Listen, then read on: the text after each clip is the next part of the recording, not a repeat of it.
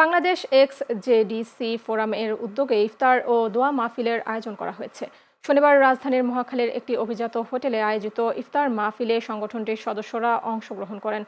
X জেডিসির ফোরামের আহ্বায়ক আখতারুজ্জামানের সভাপতিত্বে অনুষ্ঠানে প্রধান অতিথির বক্তব্য রাখেন প্রধানমন্ত্রী তারেক রহমানের উপদেষ্টা নাজিম উদ্দিন আলম।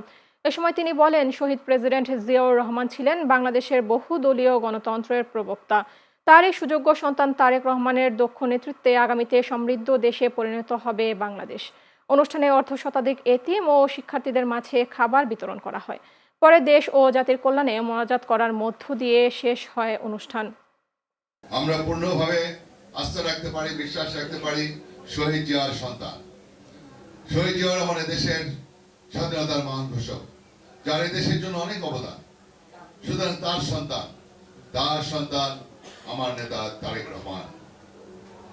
আমাদের দেশনেত্রী বেগম খালেদা জিয়া 3 বার প্রধানমন্ত্রী। আমি সেদিন টিভিসি টক শোতে এনটিএন নিউজে কোথায় জানি বলেছিলাম যে দেখেন তারেক রহমান কে, এটা আপনাদেরকে বুঝতে হবে। একজন বীর মুক্তিযোদ্ধার সন্তান।